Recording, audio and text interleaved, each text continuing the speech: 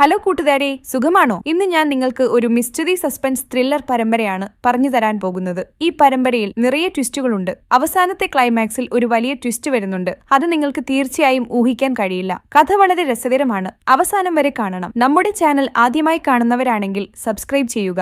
അപ്പോൾ കഥയിലേക്ക് പോകാം. പരമ്പര തുടങ്ങുമ്പോൾ തന്നെ നമ്മൾ മുഖ്യ കഥാപാത്രമായ ഭാസ്കറിനെയും ഭാര്യ ആനന്ദിയെയും കാണുന്നു. ഭാസ്കർ ഒരു സർക്കാർ ആശുപത്രിയിലാണ് ജോലി ചെയ്യുന്നത്. ഭാസ്കറിന് സ്വന്തമായി കുടുംബമില്ല.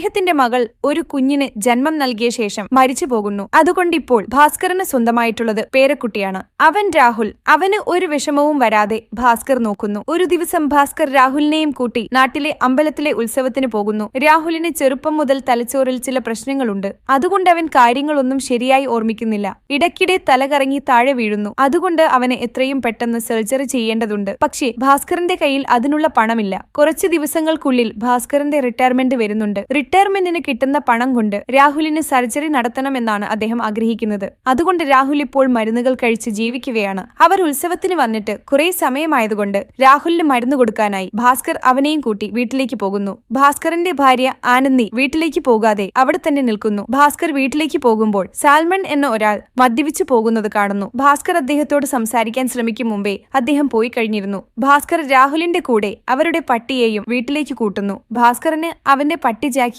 ഒരുപാട് ഇഷ്ടമാണ്. അതുകൊണ്ട് എവിടെ പോയാലും ജാക്കിയെ കൂടെ കൂട്ടുന്നു. ഭാസ്കർ വീട്ടിലെത്തിയ ശേഷം രാഹുലിന് മരുന്ന് കൊടുക്കുന്നു. ജാക്കിക്ക് ചിക്കൻ കൊടുക്കുന്നു. ജാക്കി ചിക്കൻ കഴിച്ച ശേഷം ഉച്ചത്തിൽ കുരയ്ക്കുന്നു. അതുകൊണ്ട് ജാക്കിയെ വീടിനുള്ളിലേക്ക് കൂട്ടിക്കൊണ്ടുപോയി വാതിലടയ്ക്കുന്നു. അതിനുശേഷം മദ്യക്കുപ്പിയെടുത്ത് മദ്യപിക്കാൻ ഇരിക്കുന്നു. കുറച്ചു കഴിഞ്ഞ് ഒരു വൃദ്ധ ദമ്പതികൾ ഉത്സവത്തിൽ നിന്നും വീട്ടിലേക്ക് തിരിച്ചു വരുമ്പോൾ അവർക്ക് അവരുടെ വീടിന്റെ മുന്നിൽ സാൽമൺ മരിച്ച നിലയിൽ കിടക്കുന്നത് കാണുന്നു. അവർ അത് കണ്ട് പേടിച്ചു പോകുന്നു. ഉടൻ തന്നെ അവർ സാൽമണിന്റെ ഭാര്യ എസ്തർ വീട്ടിലുണ്ടാകുമെന്ന് കരുതിപ്പോയി വിളിക്കുന്നു. പക്ഷേ അവൾ വീട്ടിലുണ്ടായിരുന്നില്ല. അതുകൊണ്ട് അവർ അടുത്ത വീട്ടിലെ ഭാസ്കറിനെ പോയി വിളിക്കുന്നു. ഉറക്കത്തിൽ നിന്നും എഴുന്നേറ്റ് വന്ന ഭാസ്കർ സാൽമൺ താഴെ കിടക്കുന്നത് കണ്ട് ഞെട്ടുന്നു. ഉടൻ തന്നെ അദ്ദേഹത്തിന്റെ പൾസ് നോക്കുന്നു. പൾസ് കുറവുണ്ടെന്ന് മനസ്സിലാക്കിയ ശേഷം ഓട്ടോ വിളിപ്പിച്ച് അദ്ദേഹത്തെ ആശുപത്രിയിലേക്ക് അയക്കുന്നു. അടുത്ത ദിവസം സാൽമൺ മരിച്ചെന്നും അദ്ദേഹത്തിന്റെ മകൾ മേഴ്സിയെ കാണാനില്ലെന്നും പോലീസിന് വിവരം കിട്ടുന്നു. ഉടൻ തന്നെ പോലീസ് സാൽമണിന്റെ വീട്ടിലെത്തി പരിശോധിക്കുന്നു. വീട്ടിലാരും ഉണ്ടായിരുന്നില്ല.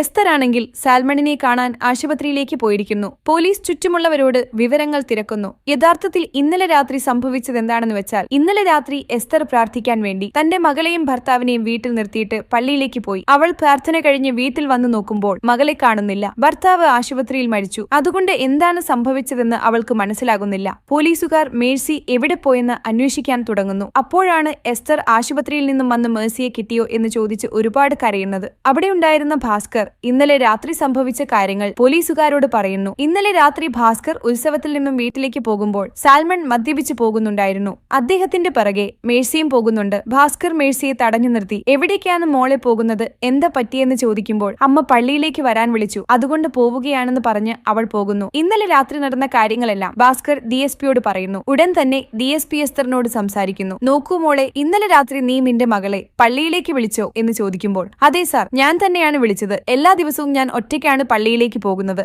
പക്ഷേ ഇന്നലെ രാത്രി ഇങ്ങനെ സംഭവിക്കുമെന്ന് എനിക്കറിയാമായിരുന്നെങ്കിൽ ഞാൻ എന്റെ മകളെ വിളിക്കുമായിരുന്നു എന്ന് പറഞ്ഞ് അവൾ ഒരുപാട് കരയുന്നു. സംഭവിച്ചതെല്ലാം കേട്ട DSPക്ക് എന്താണ് നടക്കുന്നതെന്ന് മനസ്സിലാകുന്നില്ല. അപ്പോഴാണ് ഇൻസ്പെക്ടർ വന്ന് കുറച്ച് വർഷങ്ങൾക്ക് മുമ്പ് കാണാതായ പെൺകുട്ടികളെ കുറിച്ച് സംസാരിക്കുന്നത്. സാർ, 3 വർഷം മുമ്പ് ഇതേപോലെ നമ്മുടെ നാട്ടിൽ 2 പെൺകുട്ടികളെ കാണാതായല്ലോ. ആ കേസും ഈ കേസും തമ്മിൽ എന്തെങ്കിലും ബന്ധമുണ്ടോ എന്ന് ചോദിക്കുന്നു. പക്ഷേ ഇൻസ്പെക്ടർ പറഞ്ഞത് DSP കാര്യമായി എടുക്കുന്നില്ല. നോക്കൂ ഇൻസ്പെക്ടർ, അത് സംഭവിച്ചിട്ട് 3 വർഷമായി. അന്ന് കാണാതായത് 2 പെൺകുട്ടികളെയാണ്. പക്ഷേ ഇപ്പോൾ ഒരു കുഞ്ഞിനെ കാണാതായി. അതിന്റെ കൂടെ കുഞ്ഞിന്റെ അച്ഛനും മരിച്ചു. അതുകൊണ്ട് തീർച്ചയായും ആ കേസും ഈ കേസും തമ്മിൽ ബന്ധമില്ല എന്ന് പറഞ്ഞ് അദ്ദേഹം പോകുന്നു. അടുത്ത സീനിൽ DSPക്ക് ഡ്രൈവറായി ജോലി ചെയ്യുന്ന ഗൗതമിനെയാണ് കാണിക്കുന്നത്.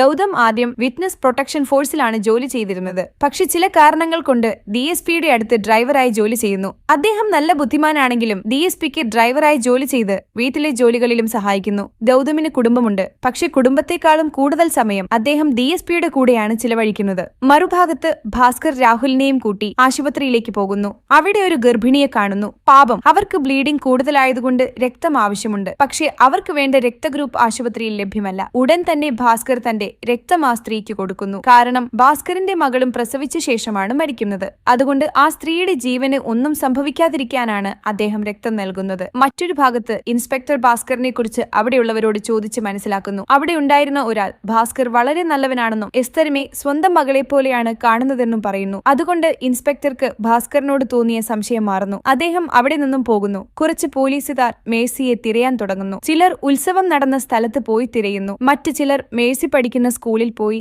അവളെക്കുറിച്ച് ചോദിച്ചറിയുന്നു. എല്ലാവരും മേഴ്സി വളരെ നല്ല കുട്ടിയാണെന്ന് പറയുന്നു. അടുത്തത് അവർ മേഴ്സിയെ ട്യൂഷൻ പഠിപ്പിക്കുന്ന ടീച്ചറുടെ അടുത്ത് പോയി ചോദിക്കുന്നു. അദ്ദേഹവും മേഴ്സിയെക്കുറിച്ച് നല്ല കാര്യങ്ങൾ പറയുന്നു. അതിനുശേഷം പള്ളിയിലെ ഫാദറിനോട് ചോദിക്കുന്നു. അദ്ദേഹവും മേഴ്സിയെക്കുറിച്ച് നല്ലത് പറയുന്നു. മറുഭാഗത്ത് ഭാസ്കർ ഡോക്ടറുടെ അടുത്ത് പോയി രാഹുലിനെ കുറിച്ച് ചോദിക്കുന്നു. ഡോക്ടർ രാഹുലിന്റെ അവസ്ഥ പരിശോധിച്ച് ഉടൻ തന്നെ സർജറി ചെയ്യണം, പണം റെഡിയാക്കാൻ പറയുന്നു. പക്ഷേ ഭാസ്കറിന്റെ കയ്യിൽ അത്രയും പണമില്ല. റിട്ടയർമെന്റിന് ശേഷമാണ് പണം കിട്ടുന്നത്. അതുകൊണ്ട് കുറച്ചു ദിവസത്തേക്ക് രാഹുലിന് മരുന്നുകൾ മാത്രമാണ് വാങ്ങുന്നത്. കാരണം അദ്ദേഹത്തിന് ഇൻഷുറൻസ് ഉണ്ടെങ്കിലും പേരക്കുട്ടിയുടെ പേര് അതിലില്ല.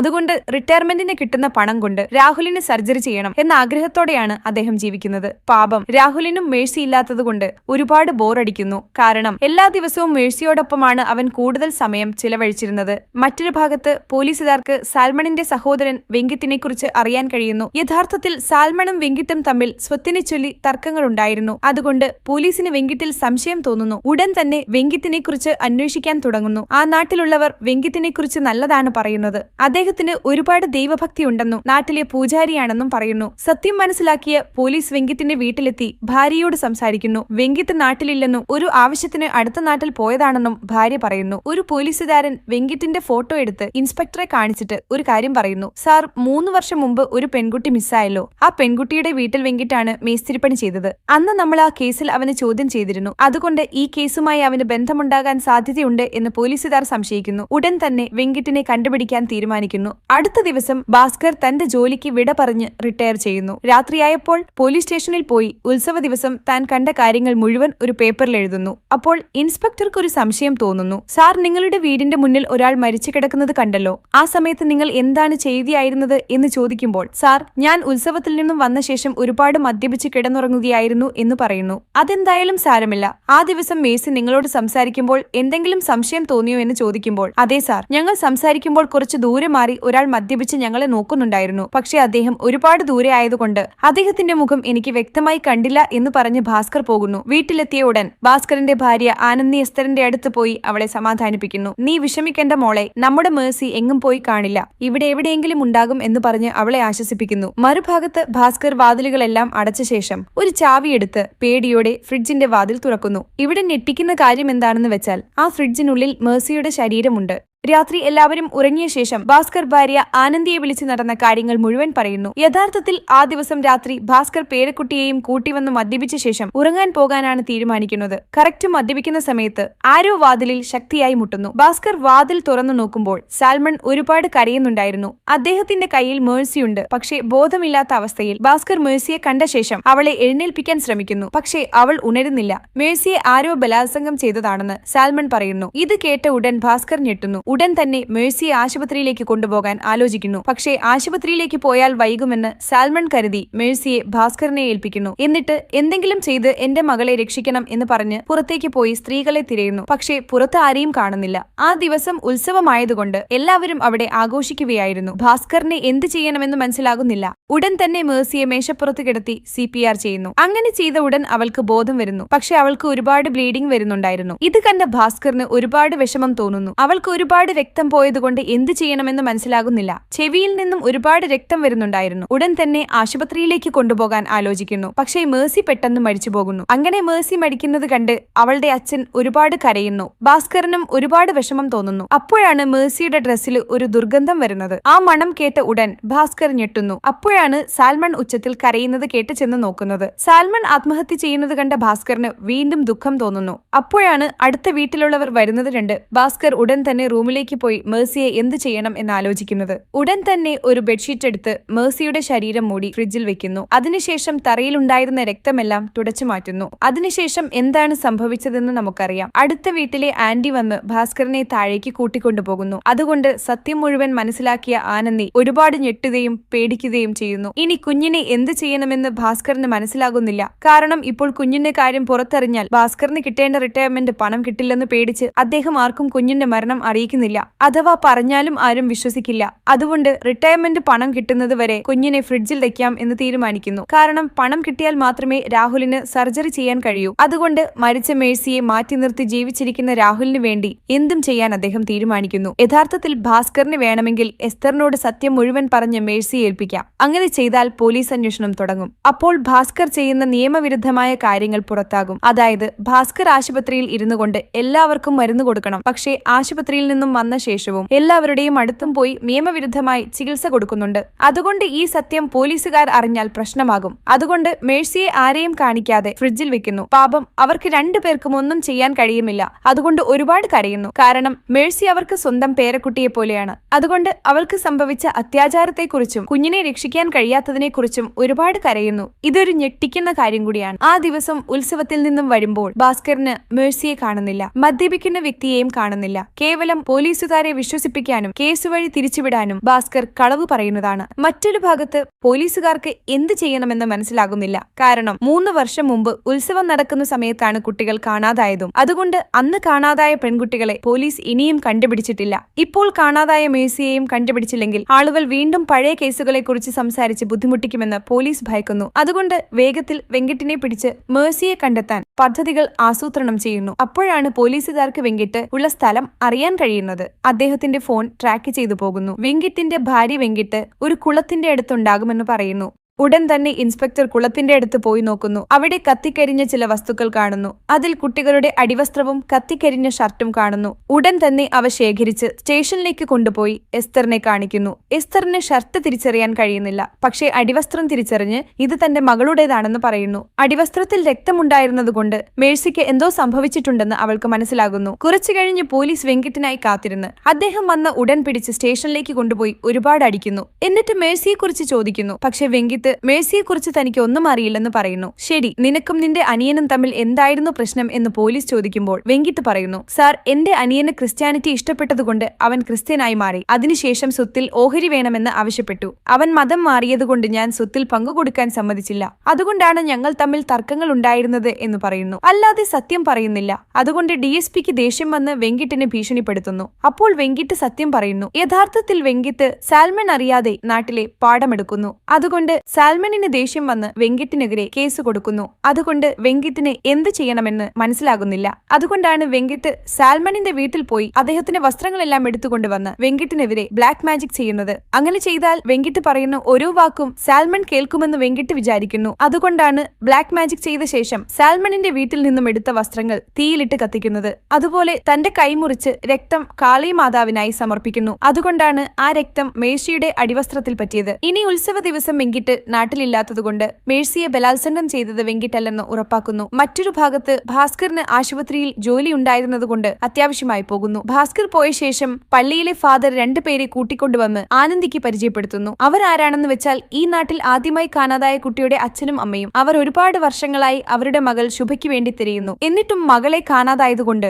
ഒരുപാട് കരയുന്നു. ഉത്സവ ദിവസം രാത്രി ഭാസ്കർ ആരോ ഒരാളെ കണ്ടെന്ന് പറഞ്ഞല്ലോ. ആ വ്യക്തി ആരാണെന്ന് അറിയാൻ വേണ്ടിയാണ് അവർ 2 പേരും വരുന്നത്. അപ്പോഴാണ് ഭാസ്കർ വന്ന് അന്ന് ഞാൻ കണ്ടത് ആരാണെന്ന് എനിക്ക് അറിയില്ല എന്ന് പറഞ്ഞ് എല്ലാവരെയും പുറത്താക്കിയിട്ട് ആനന്ദിക്ക് താക്കീത് നൽകുന്നു. ഇനി ആരെയും വീടിനുള്ളിലേക്ക് കൊണ്ടുവരരുത് എന്ന് പറയുന്നു. മറ്റൊരു ഭാഗത്ത് ഗൗതം തന്റെ മകളോട് സംസാരിക്കുന്നു. അദ്ദേഹത്തിന്റെ മകൾ കായൽ മേഴ്സി പഠിക്കുന്ന സ്കൂളിലാണ് പഠിക്കുന്നത്. അതുകൊണ്ട് കായൽ ഗൗതമിനോട് അപേക്ഷിക്കുന്നു, അച്ഛാ, നിങ്ങൾ എന്റെ കൂട്ടുകാരി മേഴ്സിയെ കണ്ടുപിടിച്ച് തരുമോ എന്ന് ചോദിക്കുന്നു. ഗൗതമും കണ്ടുപിടിച്ച് തരാമെന്ന് പറയുന്നു. മറുഭാഗത്ത് ഭാസ്കറിന്റെ വീട്ടിലെ ഫ്രിഡ്ജ് കേടാകുന്നു. അതുകൊണ്ട് അവർക്ക് എന്ത് ചെയ്യണമെന്ന് മനസ്സിലാകാതെ ഒരുപാട് ടെൻഷനിലാകുന്നു. ഉടൻ തന്നെ അറിയാവുന്ന ഒരാളെ വിളിച്ച് ഫ്രിഡ്ജ് നോക്കാൻ പറയുന്നു. അദ്ദേഹവും ഫ്രിഡ്ജ് നന്നാക്കി തരാമെന്ന് പറയുന്നു. അതുകൊണ്ട് അദ്ദേഹം വരുന്നതുവരെ മേഴ്സിയുടെ ശരീരം ഫ്രിഡ്ജിൽ നിന്നും പുറത്തെടുത്ത് അടുക്കളയിൽ ഒളിപ്പിച്ചു വെക്കുന്നു. അപ്പോഴാണ് ടെക്നീഷ്യൻ വരുന്നത്. ഫ്രിഡ്ജ് കാണിച്ചു കൊടുക്കുന്നു. അദ്ദേഹം പരിശോധിച്ച് ഓവർലോഡ് ആയതുകൊണ്ടാണ് ഫ്രിഡ്ജ് കേടായതെന്നും കംപ്രസർ മാറ്റണമെന്നും പറയുന്നു. ഉടൻ തന്നെ ടെക്നീഷ്യൻ ഭാസ്കറിനെ കൂട്ടിക്കൊണ്ട് പുറത്തേക്ക് പോകുന്നു. ഭാസ്കർ പോയ ശേഷം എസ്തർ ഭാസ്കറിന്റെ വീട്ടിലേക്ക് വന്ന് അടുക്കളയിലിരുന്ന് മേഴ്സിയെക്കുറിച്ച് ആലോചിച്ച് ഒരുപാട് കരയുന്നു. പാപം, മകളുടെ ശരീരം മുകളിലുണ്ട്. പക്ഷേ അവൾ കാണുന്നില്ല. അവളുടെ ശരീരത്തിൽ നിന്നും വെള്ളത്തുള്ളികൾ വന്ന് എസ്തറിന്റെ ദേഹത്ത് വീഴുന്നു. എന്നിട്ടും അവൾക്ക് മനസ്സിലാകുന്നില്ല. വീട്ടിലുള്ള ആനന്ദി എസ്തറിനെ അവിടുന്ന് മാറ്റാൻ ഒരുപാട് ശ്രമിക്കുന്നു. പക്ഷേ അവൾ അവിടെ തന്നെ ഇരിക്കുന്നു. കറക്റ്റ് ആ സമയത്താണ് ഭാസ്കർ വരുന്നത്. എസ്തർ ഭാസ്കറിന്റെ അടുത്ത് പോയി ഒരുപാട് കരയുന്നു. മേഴ്സിയെ എപ്പോഴാണ് കിട്ടുക എന്ന് ചോദിക്കുന്നു. ഭാസ്കർ കുഞ്ഞിനെ കിട്ടും എന്ന് പറഞ്ഞ് അവൾക്ക് ധൈര്യം നൽകി പറഞ്ഞയക്കുന്നു. അങ്ങനെ ടെക്നീഷ്യൻ ഫ്രിഡ്ജ് നന്നാക്കി പോകുന്നു. മറ്റൊരു ഭാഗത്ത് ഗൗതം ഹെഡ് കോൺസ്റ്റബിളിനെ ആശുപത്രിയിലേക്ക് കൊണ്ടുപോകുന്നു. ഹെഡ് കോൺസ്റ്റബിളിന് രക്തം കുറവായതുകൊണ്ട് അദ്ദേഹം എല്ലാ പ്രാവശ്യവും രക്തം കയറ്റാൻ അതേ ആശുപത്രിയിലേക്ക് പോകുന്നു. അതുകൊണ്ട് അതേ ആശുപത്രിയിൽ ഗൗതം ഭാസ്കറിന്റെ പേര് കാണുന്നു. അതായത് ആ ദിവസം ഭാസ്കർ ഒരു ഗർഭിണിയായ സ്ത്രീക്ക് രക്തം കൊടുക്കുന്നുണ്ടല്ലോ. അതുകൊണ്ട് ഭാസ്കർ രക്തം നൽകുന്നത് കണ്ട് ഗൗതം ഞെട്ടുന്നു. കാരണം ആ ദിവസം ഭാസ്കർ ഇൻസ്പെക്ടറോട് പറഞ്ഞതെല്ലാം ഗൗതം കേട്ടിരുന്നു. ആ ദിവസം ഭാസ്കർ ഞാൻ മദ്യപിച്ച് കിടന്നുറങ്ങുകയായിരുന്നു എന്നാണ് ഇൻസ്പെക്ടറോട് പറഞ്ഞത്. അതുകൊണ്ട് മദ്യപിച്ച ഒരാൾ എങ്ങനെ രക്തം കൊടുക്കുമെന്ന് ഗൗതമിന് മനസ്സിലാകുന്നില്ല. അതുകൊണ്ട് തീർച്ചയായും ഭാസ്കർ കളവ് പറയുകയാണെന്ന് മനസ്സിലാക്കുന്നു. ഉടൻ തന്നെ ഭാസ്കറിന്റെ അടുത്ത് പോയി ആ ദിവസം എന്തിനാണ് കളവ് പറഞ്ഞത് എന്ന് ഗൗതം ചോദിക്കുമ്പോൾ ഭാസ്കർ ഒന്നും പറയുന്നില്ല. അപ്പോഴാണ് രാഹുൽ ഒരു മേശയിൽ പിടിച്ചു നിന്നിട്ട് പെട്ടെന്ന് തലകറങ്ങി വീഴുന്നത്. രാഹുൽ താഴെ വീണപ്പോൾ മേശയും വീഴുന്നു. ഉടൻ തന്നെ ഭാസ്കർ രാഹുലിനെ ആശുപത്രിയിലേക്ക് കൊണ്ടുപോകുന്നു. ഗൗതമിന് താഴെ വീണ മേശപ്പുറത്ത് രക്തക്കറകൾ കാണാൻ കഴിയുന്നു. അതുകൊണ്ട് തീർച്ചയായും വീട്ടിൽ എന്തോ സംഭവിച്ചിട്ടുണ്ടെന്ന് ഗൗതമിന് മനസ്സിലാക്കുന്നു. മറുഭാഗത്ത് രാഹുലിന് വളരെ അപകടകരമായ അവസ്ഥയാണ്. ഡോക്ടർമാർ 24 മണിക്കൂറിനുള്ളിൽ സർജറി ചെയ്യണമെന്ന് പറയുന്നു. അതുകൊണ്ട് പണം എങ്ങനെ ഉണ്ടാക്കണമെന്ന് ഭാസ്കറിന് മനസ്സിലാകുന്നില്ല. അറിയാവുന്നവരോട് ചോദിക്കുന്നു, ആരും കൊടുക്കുമില്ല. അതുപോലെ ബാങ്കുകാർ 1 ലക്ഷത്തിൽ കൂടുതൽ കൊടുക്കാൻ സമ്മതിക്കുന്നില്ല. അങ്ങനെ എല്ലാ സ്ഥലത്തും പോയ ശേഷം വീട്ടിൽ വന്ന് പണം കിട്ടിയില്ലെന്ന് പറഞ്ഞ് ഒരുപാട് വിഷമിക്കുന്നു. അപ്പോഴാണ് ഒരു സ്വകാര്യ നമ്പറിൽ നിന്നും ഭാസ്കറിന് കോൾ വരുന്നത്. അദ്ദേഹം വിളിച്ചിട്ട് ഫ്രിഡ്ജിൽ ഒളിപ്പിച്ച മേഴ്സിയുടെ മൃതദേഹത്തെക്കുറിച്ച് സംസാരിക്കുന്നു. നോക്കൂ ഭാസ്കർ, നീ ഫ്രിഡ്ജിൽ വെച്ച മൃതദേഹം ആരും അറിയാതെ എടുത്തുകൊണ്ടുപോയി കത്തിച്ചു കളയുക. നീ ഞാൻ പറഞ്ഞ കാര്യം ചെയ്താൽ നിന്റെ പേരക്കുട്ടിയുടെ ഓപ്പറേഷന് വേണ്ട പണം ഞാൻ തരാമെന്ന് പറയുന്നു. അതുകൊണ്ട് ഭാസ്കറിന് എന്ത് ചെയ്യണമെന്ന് മനസ്സിലാകുന്നില്ല. അപ്പോഴാണ് ആരോ കുറച്ച് പണം ഭാസ്കറിന്റെ വീടിന്റെ മുന്നിൽ വെച്ചിട്ട് പോകുന്നത്. ഭാസ്കർ അദ്ദേഹത്തിനായി ഒരുപാട് നോക്കുന്നു, പക്ഷെ കാണുന്നില്ല. കുറച്ചു കഴിഞ്ഞ് അപരിചിതനായ ആൾ വീണ്ടും വിളിച്ചിട്ട് പെട്ടെന്ന് മൃതദേഹം കത്തിച്ചു കളയാൻ പറയുന്നു. ഇനി ഭാസ്കറിന് എന്ത് ചെയ്യണമെന്ന് മനസ്സിലാകുന്നില്ല. രാഹുലിനെ രക്ഷിക്കാൻ വേണ്ടി മേഴ്സിയെ കത്തിച്ചു കളയാൻ തീരുമാനിക്കുന്നു. ഉടൻ തന്നെ എസ്തറിന്റെ അടുത്ത് പോയി അവളുടെ അവസ്ഥ പരിശോധിക്കുന്നു. അവൾക്ക് ഒരുപാട് ക്ഷീണമുണ്ടെന്ന് മനസ്സിലാക്കി ആശുപത്രിയിലേക്ക് അയച്ചിട്ട് ഫ്രിഡ്ജിലുള്ള മേഴ്സിയെ പുറത്തെടുക്കാൻ പദ്ധതിയിടുന്നു. ആദ്യം ഒരു ട്രാവൽ ഏജൻസിയുടെ അടുത്ത് പോയി ഒരു കാർ വാടകയ്ക്ക് എടുക്കുന്നു. അതിനുശേഷം കാർ ആശുപത്രിയുടെ അടുത്ത് പാർക്ക് ചെയ്തിട്ട് വീണ്ടും തന്റെ സ്കൂട്ടർ എടുത്ത് വീട്ടിലേക്ക് പോകുന്നു. അതിനുശേഷം ഒരു വലിയ ബാഗ് എടുത്ത് മേഴ്സിയെ ബാഗിൽ വെച്ച് പോകുന്നു. വഴിയിൽ വെച്ച് മേഴ്സിയെ ട്യൂഷൻ പഠിപ്പിക്കുന്ന ടീച്ചർ രഘുവിനെ കാണുന്നു. രഘു ഭാസ്കറിനെ നിർത്തി ലിഫ്റ്റ് ചോദിക്കുന്നു. അദ്ദേഹം ഒരുപാട് അപേക്ഷിച്ചതുകൊണ്ട് ഭാസ്കർ ലിഫ്റ്റ് കൊടുക്കുന്നു. അങ്ങനെ ബൈക്കിൽ പോകുമ്പോൾ രഘുവിന് മേഴ്സിയുടെ കയ്യിലുള്ള വാച്ചിന്റെ ശബ്ദം കേൾക്കുന്നു. ആ ശബ്ദം കേട്ട ഉടൻ ടീച്ചർ ബൈക്ക് നിർത്താൻ പറഞ്ഞിട്ട് മേഴ്സിയുടെ വാച്ചിനായി തിരയുന്നു. പക്ഷെ അദ്ദേഹത്തിന് മേഴ്സിയുടെ വാച്ച് കാണുന്നില്ല. ആ ശബ്ദം ബാഗിൽ നിന്നാണ് വരുന്നതെന്നറിഞ്ഞാൽ രഘു ബാഗ് തുറക്കുമോ എന്ന് സംശയം തോന്നി രഘുവിനോട് കളവ് പറയുന്നു. നോക്കൂ രഘു, നീ പറയുന്ന ശബ്ദം ഈ ബാഗിൽ നിന്നാണ് വരുന്നത്. ഞാനിതിൽ രാഹുലിന്റെ വസ്ത്രങ്ങളാണ് കൊണ്ടുപോകുന്നത്. അതുപോലെ അവന് മേഴ്സിയുടെ പോലുള്ള വാച്ച് വേണമെന്ന് ആവശ്യപ്പെട്ടപ്പോ ഞാൻ അതേ വാച്ച് വാങ്ങിക്കൊടുത്തു. അതുകൊണ്ടാണ് ഒരേ ശബ്ദം വരുന്നത് എന്ന് പറയുന്നു. അതുകൊണ്ട് ഭാസ്കർ പറഞ്ഞത് സത്യമാണെന്ന് കരുതി രഘു പോകുന്നു. ഇനി ഭാസ്കർ ബാഗ് എടുത്ത് ആശുപത്രിയിലേക്ക് പോകുമ്പോൾ ഗൗതം കാണുന്നു. ഭാസ്കർ വീട്ടിൽ നിന്നും പുറത്തുപോയെന്ന് മനസ്സിലാക്കി ഉടൻ തന്നെ ഗൗതം ഭാസ്കറിന്റെ വീട്ടിൽ പോയി മേശപ്പുറത്തുണ്ടായിരുന്ന രക്തക്കറകളുടെ സാമ്പിളുകൾ എടുത്ത് അവിടുന്ന് പോകുന്നു. അതിനുശേഷം മേശ കടിച്ച പെൻസിലിനെ തെളിവായി എടുത്ത് രക്തസാമ്പിളുകളെയും പെൻസിലിനെയും ഫോറൻസിക്കിലേക്ക് അയക്കുന്നു. മറുഭാഗത്ത് ഭാസ്കർ ബാഗ് എടുത്ത് കാറിന്റെ ദീക്കിയിൽ വെച്ച് ഒരു സ്ഥലത്തേക്ക് പോകുന്നു. ഭാസ്കർ അവിടെ ചെന്ന് നോക്കുമ്പോൾ കത്തിച്ചു കളയാനായി വിറകുകൾ കൂട്ടിയിട്ടിരിക്കുന്നു. ഉടൻ തന്നെ മേഴ്സിയുടെ ശരീരം എടുത്തുകൊണ്ടുപോയി വിറകിന്റെ മുകളിൽ വെച്ച് അപരിചിതനായ വ്യക്തിക്ക് വീഡിയോ കോൾ ചെയ്ത് കാണിക്കുന്നു. അത് മേഴ്സിയാണെന്ന് മനസ്സിലാക്കിയ ഉടൻ കത്തിച്ചു കളയാൻ പറയുന്നു. അവൻ പറഞ്ഞതുപോലെ ഭാസ്കർ പെട്രോൾ ഒഴിച്ച് കത്തിച്ചിട്ട് വീട്ടിലേക്ക് പോകുന്നു. വീട്ടിൽ ഒരുപാട് പണം കാണുന്നു. അതുകൊണ്ട് അവൻ പറഞ്ഞതുപോലെ ഒരുപാട് പണം ഭാസ്കറിന് കൊടുക്കുന്നു. ഉടൻ തന്നെ ഭാസ്കർ പണം കൊണ്ടുപോയി ആശുപത്രിയിൽ അടയ്ക്കുന്നു. അതുകൊണ്ട് ഡോക്ടർമാരും രാഹുലിന് ഓപ്പറേഷൻ ചെയ്യുന്നു. ഓപ്പറേഷൻ വിജയകരമായി കഴിഞ്ഞെന്നറിഞ്ഞ ഉടൻ ഭാസ്കറിന് കുറച്ച് സന്തോഷം തോന്നുന്നു. മറ്റൊരു ഭാഗത്ത് DSP ഗൗതം പറഞ്ഞ ജോലി ചെയ്യാത്തതുകൊണ്ട് ഒരുപാട് ശകാരിക്കുന്നു. അപ്പോഴാണ് നമ്മൾക്ക് ഗൗതമിന്റെ ഫ്ലാഷ് ബാക്ക് കാണിക്കുന്നത്. യഥാർത്ഥത്തിൽ ഗൗതം പോലീസ് സ്റ്റേഷനിലാണ് ജോലി ചെയ്തിരുന്നത്. ഒരു ദിവസം DSP ബലാത്സംഗത്തിന് ഇരയായവരെ സുരക്ഷിതമായി കോടതിയിലേക്ക് കൊണ്ടുപോകാൻ ഗൗതമിന് ജോലി നൽകുന്നു. പക്ഷേ ആ പെൺകുട്ടിയെ ബലാത്സംഗം ചെയ്തവർ കോടതിയിൽ പോകും മുമ്പേ ലോറി കൊണ്ട് ഇടിപ്പിച്ചു കൊല്ലുന്നു. അത് അപകടമായി ചിത്രീകരിച്ച് കേസ് അവസാനിപ്പിക്കുന്നു. ആ അപകടത്തിൽ ഗൗതം എന്തായാലും പുറത്തുവരുന്നു. അങ്ങനെ പല പ്രാവശ്യം ഗൗതമിന് ഒരുപാട് അപകടകരമായ കേസുകൾ കൊടുക്കുന്നു. അങ്ങനെ ഗൗതമിന് എല്ലാ പ്രാവശ്യവും ഇരകളെ രക്ഷിക്കാൻ കഴിയാത്തതുകൊണ്ട് ഡ്രൈവറായി വെക്കുന്നു. അതുകൊണ്ടാണ് ഗൗതം ജീവിതത്തിൽ ഒന്നും ചെയ്യാൻ കഴിയാത്തതുകൊണ്ട് ഒരുപാട് വിഷമിക്കുന്നത്. മറുഭാഗത്ത് ഡോക്ടർമാർ രാഹുൽ ഇനിയും ബോധം വരാത്തതുകൊണ്ട് ഒരുപാട് വിഷമിക്കുന്നു. ഉടൻ തന്നെ ഭാസ്കറിന്റെ അടുത്ത് പോയി രാഹുൽ കോമയിലേക്ക് പോയെന്ന് പറയുന്നു. ഇത് കേട്ട ഉടൻ ഭാസ്കർ ഒരുപാട് വിഷമിക്കുന്നു. ഭാസ്കർ അങ്ങനെ വിഷമിക്കുന്നത് കണ്ട് ഡോക്ടർമാർ ധൈര്യം കൊടുക്കുന്നു. നോക്കൂ ഭാസ്കർ സാർ, നിങ്ങൾ ആർക്കും ഒരു അനീതിയും ചെയ്തിട്ടില്ല. എല്ലാവർക്കും നല്ലത് മാത്രമേ ചെയ്തിട്ടുള്ളൂ. നിങ്ങളെ പോലുള്ളവർക്ക് എല്ലാം നല്ലതും സംഭവിക്കുമെന്ന് പറഞ്ഞ് അവർ പോകുന്നു. അടുത്ത രംഗത്തിൽ ഒരാൾ ജോലി ചെയ്യാൻ കാട്ടിലേക്ക് പോകുമ്പോൾ അവിടെ കത്തിക്കരിഞ്ഞ ഒരു അസ്ഥികൂടം കാണുന്നു. ഇത് കണ്ട് അയാൾ പേടിച്ച് ഉടൻ തന്നെ പോലീസിനെ അറിയിക്കുന്നു. പോലീസുകാർ വന്ന് തെളിവുകൾ ശേഖരിച്ച് ലാബിലേക്ക് അയക്കുന്നു. ഇതെല്ലാം കണ്ടുകൊണ്ടിരുന്ന എസ്തറിന് ആ അസ്ഥികൂടം മേഴ്സിയുടേതായിരിക്കുമെന്ന് പേടിച്ച് കരയുന്നു. കാട്ടിൽ അസ്ഥികൂടം കണ്ടെത്തിയ വിവരം വാർത്തകളിൽ പറയുന്നു. ഈ വാർത്ത ആനന്ദിയും കാണുന്നു. അവൾ ഭാസ്കറിനോട് ചോദിക്കുമ്പോൾ താനാണ് അത് കത്തിച്ചതെന്ന് ഭാസ്കർ പറയുന്നു. അന്ന് രാത്രി തന്നെ എസ്തർ കെട്ടിടത്തിന് മുകളിൽ നിന്ന് ചാടി ആത്മഹത്യ ചെയ്യാൻ ശ്രമിക്കുന്നു. അവിടെയുണ്ടായിരുന്ന ഭാസ്കർ ഓടിച്ചെന്ന് എസ്തറിനെ രക്ഷിക്കുന്നു. മകളെ നഷ്ടപ്പെട്ട ദുഃഖത്തിൽ അവൾ ഒരുപാട് വേദനിക്കുന്നതുകൊണ്ട് താൻ ചെയ്ത തെറ്റിന് ഭാസ്കറിനും കുറ്റബോധം തോന്നുന്നു. അടുത്ത ദിവസം ഭാസ്കർ വീണ്ടും ആശുപത്രിയിലേക്ക് പോയി പേരക്കുട്ടിയെ വീട്ടിലേക്ക് കൂട്ടിക്കൊണ്ടുവരുന്നു. കാരണം രാഹുലിനെ ആശുപത്രിയിൽ നിർത്തിയിട്ട് പ്രയോജനമില്ലാത്തതുകൊണ്ട് വീട്ടിലേക്ക് കൊണ്ടുവന്നു പരിചരിക്കുന്നു. രാഹുൽ വീട്ടിലെത്തിയ ഉടൻ എസ്തർ വന്ന് രാഹുലിന്റെ അവസ്ഥ കാണുന്നു. അവൾ മേഴ്സിയുടെ പ്രായപൂർത്തിയായുള്ള ചടങ്ങിനായി സൂക്ഷിച്ച പണം ഭാസ്കറിന് നൽകുന്നു. കാരണം രാഹുലിനെ മേഴ്സിക്ക് ഒരുപാട് ഇഷ്ടമായിരുന്നു. സ്വന്തം അനിയനെ പോലെയാണ് കണ്ടിരുന്നത്.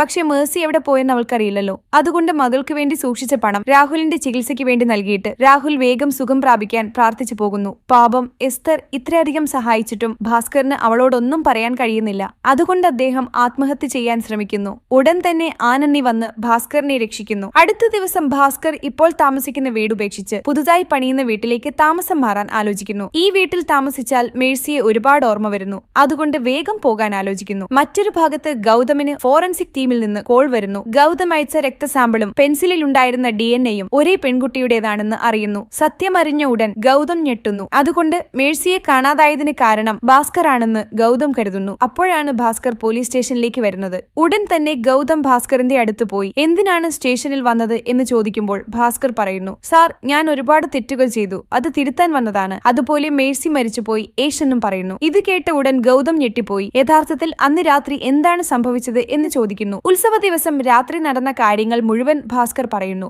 അതുകൊണ്ട് മേഴ്സിയുടെ മരണത്തിൽ ഭാസ്കറിന് ഒരു പങ്കുമില്ലെന്ന് ഗൗതമിന് മനസ്സിലാക്കുന്നു. അതുപോലെ മുൻപ് ഗൗതമിനും ഇതേപോലെ സംഭവിച്ചിട്ടുണ്ടാകും. ഗൗതം തെറ്റ് ചെയ്യാതെ ശിക്ഷ അനുഭവിക്കുകയാണ്. ഒരു ദിവസം ഗൗതം ബലാത്സംഗത്തിനിരയായ പെൺകുട്ടിയെ കൂട്ടിക്കൊണ്ട് കോടതിയിലേക്ക് പോകുമ്പോൾ വഴിയിൽ വെച്ച് ആ കുട്ടിയെ കൊന്നുകളഞ്ഞല്ലോ. അതുകൊണ്ട് പോലീസുകാർക്ക് സത്യം അറിയാമായിരുന്നിട്ടും ഗൗതമിനോട് മിണ്ടാതിരിക്കാൻ പറഞ്ഞിട്ട് ആ കുട്ടിയുടെ കേസ് അവസാനിപ്പിക്കുന്നു. അതുകൊണ്ട് ഇപ്പോൾ ഭാസ്കർ പോയി പോലീസുകാരോട് സത്യം പറഞ്ഞാലും അവർ വേഗത്തിൽ കേസ് അവസാനിപ്പിക്കും. ആവശ്യമെങ്കിൽ ഭാസ്കറാണ് ബലാത്സംഗം ചെയ്തതെന്ന് പറഞ്ഞ് ഭാസ്കറിനെ കേസിൽ കുടുക്കി ജയിലിലേക്ക് അയക്കാൻ സാധ്യതയുണ്ടെന്ന് ഗൗതം കരുതുന്നു. അതുകൊണ്ട് ഗൗതം ഭാസ്കറിന് മനസ്സിലാകുന്ന രീതിയിൽ പറയുന്നു, നോക്കൂ ഭാസ്കർ സാർ, നിങ്ങൾ പോയി പോലീസുകാരോട് സത്യം പറഞ്ഞാലും അവർ വിശ്വസിക്കില്ല. നിങ്ങളെ അറസ്റ്റ് ചെയ്ത് ജയിലിലിടും. അതുപോലെ ജനങ്ങളെല്ലാം നിങ്ങളെ ഒരുപാട് വെറുക്കും. നിങ്ങൾ ജയിലിൽ പോയാലും യഥാർത്ഥ കൊലയാളി പുറത്ത് നടക്കുന്നുണ്ടാകും. വീണ്ടും അയാൾ മറ്റൊരു കുട്ടിയെ കൊല്ലാൻ നോക്കും. അതുകൊണ്ട് നമ്മൾ രണ്ടുപേരും ചേർന്ന് കൊലയാളിയെ പിടിക്കാം എന്ന് പറയുന്നു. ഭാസ്കറും ഗൗതമിന്റെ വാക്കുകൾ കേട്ട് പോലീസുകാരോട് പറയാതെ മിണ്ടാതിരിക്കുന്നു. അതിനുശേഷം ഭാസ്കർ തനിക്ക് വന്ന സ്വകാര്യ കോളിനെ കുറിച്ച് പറഞ്ഞ് ആ നമ്പർ കാണിക്കുന്നു.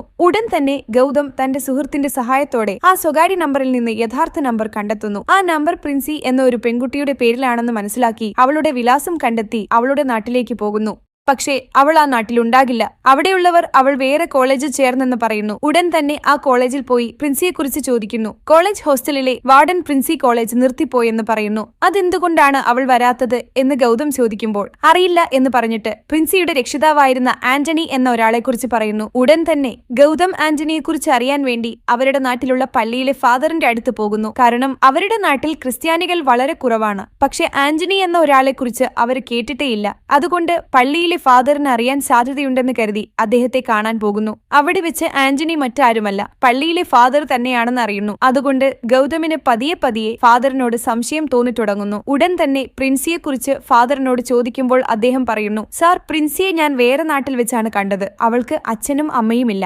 അതുകൊണ്ട് ഞാനാണ് രക്ഷിതാവായിരുന്നത്. പക്ഷെ അവൾ 2 വർഷം മുമ്പ് കാണാതായി എന്ന് പറയുന്നു. ഫാദർ പറഞ്ഞത് കേട്ട് അവർ മിണ്ടാതിരുന്നു പോകുമ്പോൾ ഭാസ്കറിന് ഒരു കുപ്പി കാണുന്നു. ആ കുപ്പി കണ്ട ഉടൻ ഭാസ്കർ ഞെട്ടുന്നു. കാരണം ആ കുപ്പിയിൽ സർജിക്കൽ സ്പിരിറ്റ് എന്നാണ് എഴുതിയിരിക്കുന്നത്. അതുകൊണ്ട് ആ ദിവസം മേഴ്സിയുടെ ശരീരത്തിൽ ഇതേ സ്പിരിറ്റിന്റെ മണം വന്നിട്ടുണ്ടാകും. അതുകൊണ്ട് മേഴ്സിയെ ബലാത്സംഗം ചെയ്തത് പള്ളിയിലെ ഫാദർ ആയിരിക്കുമെന്ന് കരുതി ഗൗതം ഉടൻ തന്നെ ഫാദറിനെ പിടിച്ച് ചോദിക്കുന്നു. പക്ഷേ ഫാദർ മേഴ്സിയുമായി എനിക്കൊരു ബന്ധവുമില്ല, മേഴ്സി മരിച്ച ദിവസം ഞാൻ പള്ളിയിലായിരുന്നു എന്ന് പറയുന്നു. അതുപോലെ തനിക്ക് എല്ലാ ദിവസവും രാത്രി ഉറക്കം വരാത്തതുകൊണ്ട് സ്പിരിറ്റ് കഴിക്കാറുണ്ടെന്നും പറയുന്നു. ഭാസ്കർ സ്പിരിറ്റ് കുപ്പി കാണിച്ചിട്ട് ഈ കുപ്പി നമ്മുടെ നാട്ടിൽ കിട്ടുകയില്ലല്ലോ, ഇത് നിങ്ങൾക്ക് ആരാണ് തന്നത് എന്ന് ചോദിക്കുന്നു. എനിക്ക് സ്പിരിറ്റ് കുപ്പി തന്നത് മേഴ്സിയെ ട്യൂഷൻ പഠിപ്പിക്കുന്ന ട്യൂഷൻ ടീച്ചർ രഘുവാണ്. അതുപോലെ ഉത്സവ ദിവസം രാത്രി ഞാൻ രഘുവിനെ കണ്ടു. അയാൾ എന്തോ തെറ്റ് ചെയ്തവനെ പോലെ വളരെ വേഗത്തിൽ പോയിരുന്നു. രഘു ഈ നാട്ടുകാരനല്ല. കുറച്ചു ദിവസങ്ങൾക്ക് മുമ്പ് രഘു എന്റെ അടുത്ത് വന്ന് പ്രൊഫസർ ജോലി വാങ്ങിച്ചു തരാൻ അപേക്ഷിച്ചു. അതുകൊണ്ട് ഞാൻ പണം വാങ്ങി രഘുവിനെ പ്രൊഫസറായി ചേർത്തു. അതുകൊണ്ടാണ് രഘു എനിക്ക് സ്പിരിറ്റ് കുപ്പി കൊണ്ടുവന്ന് തരുന്നതെന്നും പറയുന്നു. ഫാദർ പറഞ്ഞത് കേട്ട ശേഷം മേഴ്സിയെ ബലാത്സംഗം ചെയ്തത് രഘു ആണെന്ന് മനസ്സിലാക്കുന്നു. ഉടൻ തന്നെ ഈ വിവരം പോലീസുകാർക്ക് അറിയുകയും രഘുവിനെ അറസ്റ്റ് ചെയ്ത് ജയിലിൽ അടയ്ക്കുകയും ചെയ്യുന്നു. അതിനുശേഷം രഘുവിന്റെ ഫോൺ എടുത്ത് അതിലുള്ള ഫോട്ടോകളെല്ലാം കാണുന്നു. രഘുവിന്റെ ഫോണിൽ മുഴുവൻ മേഴ്സിയുടെ ഫോട്ടോകൾ മാത്രമാണുള്ളത്. അതുപോലെ മേഴ്സി അറിയാതെ എല്ലാ ദിവസവും അവളെ ഒരുപാട് ഫോട്ടോകൾ എടുത്ത് സൂക്ഷിച്ചിട്ടുണ്ട്. അതുകൊണ്ട് പോലീസുകാർക്ക് തെളിവുകളെല്ലാം ശരിയായി കിട്ടിയതുകൊണ്ട് മേഴ്സിയെ കാണാതായതിന് കാരണം രഘു ആണെന്ന് കരുതുന്നു. അപ്പോഴാണ് നമ്മൾക്ക് രഘുവിന്റെ ഫ്ലാഷ് ബാക്ക് കാണിക്കുന്നത്. രഘു ട്യൂഷൻ പഠിപ്പിക്കുമ്പോൾ മേഴ്സി അറിയാതെ അവളെ സൂം ചെയ്ത് ഒരുപാട് ഫോട്ടോകൾ എടുക്കുന്നു. അതുപോലെ മേഴ്സിയെ തൊട്ടുകൊണ്ട് കൈകളിൽ സ്പർശിക്കുകയും തോളിൽ തൊടുകയും ചെയ്യുന്നു. അതുകൊണ്ട് രഘു അങ്ങനെ ചെയ്തെന്ന് ജനങ്ങൾ അറിഞ്ഞ് സ്റ്റേഷന് മുന്നിൽ വന്ന് ഒരുപാട് ബഹളം വെക്കുന്നു. മുൻപ് കാണാതായ കുട്ടികളുടെ മാതാപിതാക്കൾ വന്ന് രഘുവിനെ ഒരുപാട് ശകാരിക്കുന്നു. മറ്റൊരു ഭാഗത്ത് ഭാസ്കർ ഇപ്പോൾ താമസിക്കുന്ന വീട് ഉപേക്ഷിച്ച് പുതിയ വീട്ടിലേക്ക് താമസം മാറുന്നു. പോകുമ്പോൾ എസ്തറിനോട് ശ്രദ്ധിച്ചിരിക്കാൻ പറഞ്ഞിട്ടാണ് പോകുന്നത്. പാപം, അവർ പോയ ശേഷം അവൾ ഒറ്റയ്ക്കായി പോകുന്നു. കുറച്ചുനേരം ആലോചിച്ച ശേഷം അവൾ വീണ്ടും ഭാസ്കറിന്റെ അടുത്ത് പോയി ഒരു ഞെട്ടിക്കുന്ന കാര്യം പറയുന്നു. ഞാൻ ആ ദിവസം മേഴ്സിയെ പള്ളിയിലേക്ക് വിളിച്ചതേയില്ല. കാരണം അവൾക്ക് എന്നോട് ഒരുപാട് ദേഷ്യമുണ്ടായിരുന്നു.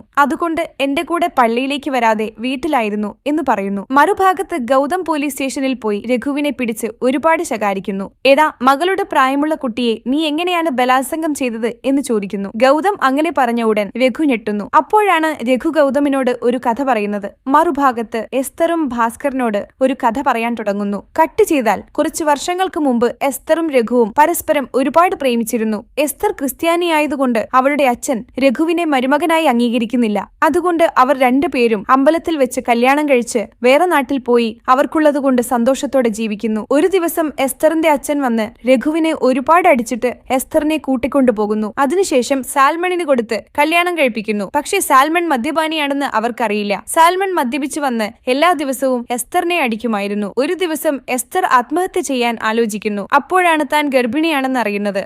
ഉടൻ തന്നെ ആശുപത്രിയിൽ പോയി പരിശോധിക്കുന്നു. ഒരു ദിവസം സാൽമൺ ഒരുപാട് മദ്യപിച്ച് താഴെ വീണതുകൊണ്ട് എസ്തർ ആശുപത്രിയിലേക്ക് കൊണ്ടുപോകുന്നു. ഡോക്ടർമാർ സാൽമണിനെ പരിശോധിച്ച് സാൽമൺ ഒരുപാട് മദ്യപിക്കുന്നതുകൊണ്ട് കുട്ടികളെ ഉണ്ടാക്കാൻ കഴിയില്ലെന്ന് പറയുന്നു. ഇത് കേട്ട ഉടൻ എസ്തർ ഒരുപാട് ഞെട്ടുന്നു. അതുകൊണ്ട് തന്റെ വയറ്റിലുള്ള കുഞ്ഞ് രഘുവിന്റേതാണെന്ന് അവൾക്ക് മനസ്സിലാക്കുന്നു. അതായത് മേഴ്സിയുടെ യഥാർത്ഥ അച്ഛൻ രഘു ആണെന്ന് അറിയുന്നു. അങ്ങനെ കുറച്ച് വർഷങ്ങൾ കഴിഞ്ഞ ശേഷം രഘു വീണ്ടും എസ്തറിന്റെ അടുത്ത് വരുന്നു. രഘു മേഴ്സിയുടെ സ്വഭാവം കണ്ട് കുറച്ചു ഞെട്ടുന്നു. കാരണം മേഴ്സി അതേപോലെ രഘുവിനെ പോലെയാണ് പെരുമാറുന്നത്. അതുകൊണ്ട് അപ്പോഴാണ് രഘു ഉറപ്പിക്കുന്നത് തന്റെ കാരണത്താലാണ് മേഴ്സി ജനിച്ചതെന്ന്. ഉടൻ തന്നെ എസ്തറിന്റെ അടുത്ത് പോയി മേഴ്സിയെയും എസ്തറിനെയും ഈ നാട്ടിൽ നിന്നും ദൂരെ കൊണ്ടുപോകാൻ ആലോചിക്കുന്നു. പക്ഷേ എസ്തർ രഘുവിന്റെ കൂടെ പോകാൻ സമ്മതിക്കുന്നില്ല. അതുകൊണ്ട് രഘു അതേ നാട്ടിൽ ട്യൂഷൻ പഠിപ്പിച്ച് എല്ലാ ദിവസവും തന്റെ മകൾ മേഴ്സിയെ നോക്കി സന്തോഷത്തോടെ ജീവിക്കുന്നു. അതുപോലെ സമയം കിട്ടുമ്പോൾ മേഴ്സിയുടെ ഫോട്ടോകൾ എടുത്ത് ഒരുപാട് സന്തോഷിക്കുമായിരുന്നു. അങ്ങനെ ഒരു ദിവസം മേഴ്സിയെ ആദ്യമായി തൊടുന്നു. അദ്ദേഹം മേഴ്സിയുടെ അച്ഛനായതുകൊണ്ട് തോളിൽ കൈവച്ച് സ്നേഹത്തോടെ ചേർത്ത് പിടിക്കുന്നു. അങ്ങനെ ഒരു ദിവസം എസ്തർ ട്യൂഷൻ ഫീസ് എടുത്ത് രഘുവിന് നൽകുന്നു. പക്ഷേ രഘു പണം വാങ്ങാതെ എന്റെ മകൾക്ക് പഠിപ്പിക്കാൻ ഞാൻ എന്തിനാണ് പണം വാങ്ങുന്നത് എന്ന് എസ്തറിനോട് പറയുന്നു. അവർ സംസാരിക്കുന്നത് മുഴുവൻ മേഴ്സി കേൾക്കുന്നു. അതുകൊണ്ട് ആ ദിവസം മേഴ്സിക്ക് എല്ലാം മനസ്സിലാക്കുന്നു. അന്നു മുതൽ മേഴ്സി എസ്തറിനോട് സംസാരിക്കുന്നില്ല. അമ്മയോട് ഒരുപാട് ദേഷ്യം വെച്ച് പുലർത്തുന്നു. അതുകൊണ്ട് എസ്തറിന് ഒരുപാട് സങ്കടം വന്ന് ഉത്സവ ദിവസം രാത്രി മേഴ്സിയെ വീട്ടിൽ നിർത്തിയിട്ട് പള്ളിയുടെ അടുത്ത് കാത്തിരുന്ന രഘുവിനെ കാണാൻ പോകുന്നു. രഘു എസ്തറിനെയും മേഴ്സിയെയും കൂട്ടിക്കൊണ്ട് ഈ നാട്ടിൽ നിന്നും ദൂരെ പോകാൻ ആലോചിക്കുന്നു. പക്ഷേ എസ്തർ രഘുവിനോടൊപ്പം പോകാൻ ഒട്ടും സമ്മതിക്കുന്നില്ല. രഘുവിനെ ഒരുപാട് ശകാരിച്ചിട്ട് കരഞ്ഞുകൊണ്ട് വീണ്ടും പള്ളിയിലേക്ക് പോകുന്നു. ഇനി എസ്തറിനോട് സംസാരിച്ചിട്ട് കാര്യമില്ലെന്ന് കരുതി രഘു ഉടൻ തന്നെ വീട്ടിൽ പോയി മേഴ്സിയോട് സംസാരിക്കാൻ ആലോചിക്കുന്നു. മറുഭാഗത്ത് വീട്ടിൽ സാൽമൺ മേഴ്സി മരിച്ച ദുഃഖത്തിലായിരിക്കും. അതുകൊണ്ട് രഘുവിനെ കണ്ട ഉടൻ സാൽമൺ രഘുവുമായി വഴക്കുണ്ടാക്കുന്നു. അങ്ങനെ സാൽമൺ പെട്ടെന്ന് കെട്ടിടത്തിന് മുകളിൽ മുകളിൽ നിന്ന് താഴെ വീണ് മരിക്കുന്നു. അതുകൊണ്ട് രഘു അവിടെ നിന്ന് ഓടിപ്പോകുന്നു. ഇനിയിപ്പോൾ രഘു സ്വയം പോലീസിൽ കീഴടങ്ങുന്നു. കാരണം പോലീസുകാർ രഘുവിനെ ഒരുപാട് സംശയിക്കുന്നു. രഘു മനഃപൂർവ്വം എസ്തറിന് വേണ്ടി സാൽമണിനെയും മേഴ്സിയെയും കൊന്നതാണെന്ന് പോലീസുകാർ കരുതുന്നു. അതുകൊണ്ട് എസ്തറിന് ഒരു പ്രശ്നവും വരാതിരിക്കാൻ വേണ്ടി രഘു കൊലപാതകം ചെയ്തതായി സമ്മതിച്ച് കീഴടങ്ങുന്നു. ഇനി മേഴ്സിയെ ആരോ ബലാത്സംഗം ചെയ്തെന്നറിഞ്ഞ ഉടൻ രഘുവിന് ഒരുപാട് ദുഃഖം തോന്നുന്നു. രഘു പറഞ്ഞത് കേട്ട് ഗൗതം അവിടെ നിന്നും പോകുന്നു. അല്ലാതെ മേഴ്സി മരിച്ച കാര്യം രഘുവിനോട് പറയുന്നില്ല. മറുഭാഗത്ത് ഭാസ്കർ എസ്തറിനെ കുറിച്ചുള്ള സത്യം മുഴുവൻ മനസ്സിലാക്കി ഗൗതമിനെ കാണുന്നു. അവർ രണ്ടുപേരും യഥാർത്ഥ കൊലയാളി ആരാണെന്ന് പറഞ്ഞ് ഒരുപാട് ആലോചിക്കുന്നു. എന്നിട്ടും അവർക്ക് ഒരു സൂചനയും കിട്ടുമില്ല. അപ്പോഴാണ് ഗൗതമിനൊരു സംശയം വരുന്നത്. ഉടൻ തന്നെ ആദ്യമായി കാണാതായ ശുഭയുടെ അമ്മയുടെ അടുത്ത് പോയി ഒരു ചോദ്യം ചോദിക്കുന്നു. നോക്കൂ മേഡം, നിങ്ങളുടെ മകൾ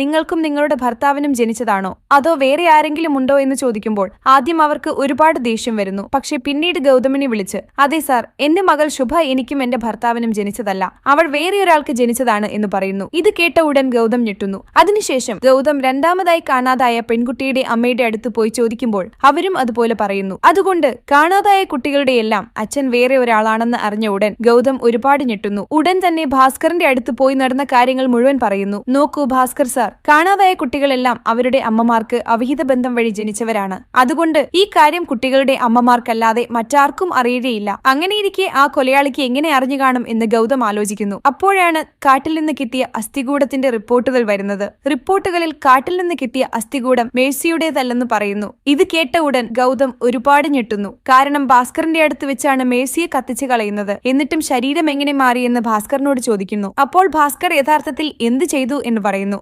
യഥാർത്ഥത്തിൽ ഭാസ്കർ തന്റെ സുഹൃത്തിന്റെ സഹായം തേടി ഒരു പരീക്ഷണം നടത്തുകയാണെന്ന് പറഞ്ഞ് ശ്മശാനത്തിൽ പോയി 10 മുതൽ 12 വയസ്സുള്ള ഒരു കുട്ടിയുടെ അസ്ഥികൂടം പുറത്തെടുത്ത് ഭാസ്കറിന് നൽകുന്നു. ഉടൻ തന്നെ ഭാസ്കർ അസ്ഥികൂടവും മേഴ്സിയുടെ ശരീരവും എടുത്ത് അപരിചിതനായ വ്യക്തിയെ വിളിച്ച് മേഴ്സിയുടെ ശരീരം കാണിച്ച് കത്തിച്ചു കളയുന്നു. അതിനുശേഷം ഉടൻ കോൾ കട്ട് ചെയ്ത് മേഴ്സിയുടെ ശരീരം പുറത്തെടുത്ത് സുരക്ഷിതമായി അതേ ബാഗിൽ വെച്ചിട്ട് ഭാസ്കർ പുതുതായി തുറക്കാൻ പോകുന്ന മെഡിക്കൽ ഷോപ്പിലെ ഫ്രിഡ്ജിൽ വെക്കുന്നു. അപ്പോഴാണ് അപരിചിതനായ വ്യക്തി ഭാസ്കറിനെ വിളിച്ച് എന്തുകൊണ്ടാണ് മേഴ്സിയെ കത്തിച്ചു കളയാത്തത് എന്ന് പറഞ്ഞ് ഭാസ്കറിനെ ഒരുപാട് ശകാരിക്കുന്നു. വീണ്ടും ഒരു കുട്ടിയെ തട്ടിക്കൊണ്ടുപോകാൻ പോകുകയാണെന്ന് ഭീഷണിപ്പെടുത്തുന്നു. അതുകൊണ്ട് ഭാസ്കറിന് എന്ത് ചെയ്യണമെന്ന് മനസ്സിലാകുന്നില്ല. ഇനി വേറെ വഴിയില്ലാത്തതുകൊണ്ട് മേഴ്സി അവന് കൊടുത്തേക്കാം എന്ന് ആലോചിക്കുന്നു. പക്ഷേ ഗൗതം മേഴ്സിയുടെ ശരീരം കൊടുക്കരുതെന്ന് പറയുന്നു. കാരണം ഇപ്പോൾ അവരുടെ കയ്യിലുള്ള ഒരേയൊരു ഓപ്ഷൻ മേഴ്സിയുടെ ശരീരം മാത്രമാണ്. അതുകൊണ്ട് മേഴ്സിയെ ഉപയോഗിച്ച് കൊലയാളിയെ പിടിക്കാൻ ആലോചിക്കുന്നു. അന്ന് രാത്രി അവരുടെ നാട്ടിലും അടുത്ത നാട്ടിലും ഉത്സവമുണ്ടാകും. ഈ ദിവസം തീർച്ചയായും കൊലയാളി വീണ്ടും കുട്ടിയെ തട്ടിക്കൊണ്ടുപോകുമെന്ന് അവർ രണ്ടുപേരും കരുതുന്നു. അതുകൊണ്ട് ഭാസ്കർ ഒരു ഉത്സവത്തിലേക്കും ഗൗതം ഒരു ഉത്സവത്തിലേക്കും പോകുന്നു. പക്ഷേ അവർ രണ്ടുപേർക്കും കൊലയാളിയെ കാണുന്നില്ല. അതുപോലെ ഉത്സവത്തിൽ ഒരു കുട്ടിയെയും കാണാതാകുന്നില്ല. അപ്പോഴാണ് കൊലയാളി വിളിച്ച് നിങ്ങൾ കരുതിയതുപോലെ ഞാൻ ഉത്സവത്തിൽ നിന്ന് കുട്ടിയെ തട്ടിക്കൊണ്ടുപോയില്ല. ഞാൻ നിങ്ങളുടെ പേരക്കുട്ടിയെ തട്ടിക്കൊണ്ടുപോകാൻ ആലോചിച്ചിരുന്നു. പക്ഷെ അവൻ കോമയിലാണല്ലോ, അവനെ കൊണ്ടുപോയി ഞാൻ എന്ത് ചെയ്യാനാണ്? അതുകൊണ്ട് ഗൗതമിന്റെ മകളെ തട്ടിക്കൊണ്ടുപോയി എന്ന് പറയുന്നു. ഇത് കേട്ട ഉടൻ ഗൗതമിന് ഒരുപാട് ദേഷ്യം വന്ന് ദാ എന്റെ മകളെ ഒന്നും ചെയ്യരുത്, എന്റെ മകളെ എനിക്ക് വേണമെന്ന് ചോദിക്കുന്നു. അങ്ങനെയാണോ? നിന്റെ മകളെ നിനക്ക് വേണമെങ്കിൽ എനിക്ക് മേഴ്സിയുടെ ശരീരം വേണം, അപ്പോഴേ ഞാൻ നിന്റെ മകളെ തരാം എന്ന് പറയുന്നു. ഉടൻ തന്നെ ഭാസ്കറും ഗൗതമും മെഡിക്കൽ ഷോപ്പിൽ പോയി മേഴ്സിയെ കൊടുത്തേക്കാം എന്ന് ആലോചിക്കുന്നു. പക്ഷേ ഷോപ്പിൽ പോയി നോക്കുമ്പോൾ ആരോ ഷോപ്പ് തകർത്ത് മേഴ്സിയുടെ ശരീരം എടുത്തുകൊണ്ടുപോകുന്നു. അവർ രണ്ടുപേരും മേഴ്സിയെ കൊണ്ടുപോയത് ആ കൊലയാളിയാണെന്ന് കരുതുന്നു. പക്ഷേ അവൻ കൊണ്ടുപോയിരുന്നെങ്കിൽ ഇവരെ വീണ്ടും ടെൻഷനിപ്പിക്കില്ലല്ലോ. അതുകൊണ്ട് മേഴ്സിയെ കൊണ്ടുപോയത് കൊലയാളിയല്ലെന്ന് മനസ്സിലാക്കുന്നു. അപ്പോഴാണ് കൊലയാളി വിളിച്ച് മേഴ്സിയുടെ ശരീരവുമായി ഒറ്റയ്ക്ക് വരാൻ പറയുന്നത്. ഭാസ്കറും ശരിയെന്ന് പറഞ്ഞ് കോൾ കട്ട് ചെയ്യുന്നു. പക്ഷേ ഗൗതം കേൾക്കാതെ ഭാസ്കറിനെ പിന്തുടരാൻ ആലോചിക്കുന്നു. ഉടൻ തന്നെ ഭാസ്കർ വീട്ടിൽ പോയി ഒരു വ്യാജ മൃതദേഹം ഉണ്ടാക്കിയിട്ട് കൊലയാളിയെ കണ്ട ശേഷം എന്ത് ചെയ്യണമെന്ന് ആലോചിക്കുന്നു. ആദ്യം ഒരു കത്തിയെടുത്ത് കൊലയാളിയെ എങ്ങനെ കുത്തണമെന്ന് പരിശീലിക്കുന്നു. അതിനുശേഷം ഭാസ്കർ തയ്യാറാക്കിയ വ്യാജ ശരീരമെടുത്ത് കൊലയാളി പറഞ്ഞ സ്ഥലത്തേക്ക് പോകുന്നു. മറുഭാഗത്ത് ഗൗതം ഇൻസ്പെക്ടറുടെ അടുത്ത് പോയി നടന്ന കാര്യങ്ങൾ മുഴുവൻ പറഞ്ഞ് സഹായം ചോദിക്കുന്നു. ഉടൻ തന്നെ ഇൻസ്പെക്ടറും സഹായിക്കാൻ സമ്മതിക്കുന്നു. എല്ലാവരും ചേർന്ന് ഭാസ്കറിനെ തിരഞ്ഞ് കാടിന്റെ അടുത്തേക്ക് പോകുന്നു. മറുഭാഗത്ത് ഭാസ്കർ കൊലയാളിയുടെ അടുത്ത് പോയി കായലിനെ തരാൻ ആവശ്യപ്പെടുന്നു. പക്ഷെ കൊലയാളി കായലിനെ തരാതെ മേഴ്സിയുടെ ശരീരം ചോദിക്കുന്നു. ഉടൻ തന്നെ ഭാസ്കർ കൊണ്ടുവന്ന വ്യാജ ശരീരം താഴെയിട്ടിട്ട് കൊലയാളിയുമായി തല്ലുണ്ടാക്കുന്നു. ഭാസ്കർ കൊലയാളിയെ ഒരുപാട് അടിച്ചിട്ട് അവന്റെ മുഖം കാണുന്നു. യഥാർത്ഥത്തിൽ ആ കൊലയാളി മറ്റാരുമല്ല, ഈ നാട്ടിൽ എല്ലാവരിലും ആദ്യം കാണാതായ ശുഭയുടെ അച്ഛൻ. അവന്റെ മുഖം കണ്ട ഉടൻ ഭാസ്കർ ഒരുപാട് ഞെട്ടുന്നു. ഉടൻ തന്നെ ഗൗതം കൊടുത്ത ടോർച്ച് ലൈറ്റ് ഓൺ ചെയ്ത് മുകളിലേക്ക് പിടിക്കുന്നു. അതുകൊണ്ട് ഗൗതമിന് ഭാസ്കർ ഉള്ള സ്ഥലം അറിയുന്നു. ഉടൻ തന്നെ ഗൗതം പോലീസുകാരെയെല്ലാം കൂട്ടി ഭാസ്കർ ഉള്ള സ്ഥലത്തേക്ക് പോകുന്നു. മറുഭാഗത്ത് കൊലയാളി ഭാസ്കറിനെ വെള്ളത്തിൽ മുക്കിക്കൊല്ലാൻ ആലോചിക്കുന്നു. കറക്റ്റ് ആ സമയത്ത് ഭാസ്കറിന്റെ പട്ടി ജാക്കി വന്ന് ഭാസ്കറിനെ രക്ഷിക്കുന്നു. ആ കൊലയാളി ജാക്കിയെയും കൊല്ലുന്നു. കാരണം ജാക്കി കാരണമാണല്ലോ ആ കൊലയാളി കണ്ടെത്തപ്പെട്ടത്. കുറച്ചു കഴിഞ്ഞ് പോലീസുകാർ വന്ന് കൊലയാളിയെ അറസ്റ്റ് ചെയ്ത് ജയിലിൽ അടച്ച് ഒരുപാട് അടിക്കുന്നു. അപ്പോഴാണ് നമ്മൾക്ക് ആ കൊലയാളിയുടെ ഫ്ലാഷ് ബാക്ക് കാണിക്കുന്നത്. യഥാർത്ഥത്തിൽ ആ കൊലയാളി ഒരു ഡോക്ടറാണ്. എപ്പോഴും ക്ലിനിക്കിൽ തന്നെയായിരിക്കും. അയാൾക്കും ഭാര്യയ്ക്കും തമ്മിൽ ബന്ധം ശക്തമല്ല. അതുകൊണ്ട് തന്റെ അടുത്ത് ചികിത്സയ്ക്ക് വരുന്ന സ്ത്രീകളെ ശ്രമിക്കുമായിരുന്നു. പക്ഷെ അവരെ ശ്രമിച്ചാൽ എന്നെങ്കിലും ഒരു ദിവസം പ്രശ്നം വരുമെന്നതുകൊണ്ട് തന്റെ ക്ലിനിക്കിൽ വരുന്ന ചെറിയ കുട്ടികളെ ലക്ഷ്യമിടുന്നു. അയാൾ എല്ലാ കുട്ടികളെയും ലക്ഷ്യമിടുന്നില്ല. അവിഹിത ബന്ധം വഴി ജനിക്കുന്നവരെ മാത്രം ലക്ഷ്യമിടുന്നു. ആദ്യം കുട്ടികളുടെ രക്തസാമ്പിളുകൾ എടുത്ത് പരിശോധിക്കുന്നു. അവർ വേറെ ആർക്കോ ജനിച്ചതാണെന്ന് അറിഞ്ഞ ഉടൻ അവരെ ബലാത്സംഗം ചെയ്ത് കത്തിച്ചു കളഞ്ഞ് തെളിവുകളില്ലാതെയാക്കുന്നു. അങ്ങനെ ഉത്സവത്തിൽ ഒരു കുട്ടിയെ തെരഞ്ഞെടുത്ത് അവളെ കൊല്ലുന്നു. അങ്ങനെ ഒരു ദിവസം സ്വന്തം മകളുടെ രക്തം പരിശോധിക്കുന്നു. അപ്പോഴാണ് തന്റെ മകളും വേറെ ഒരാൾക്ക് ജനിച്ചതാണെന്ന് അറിയുന്നത്.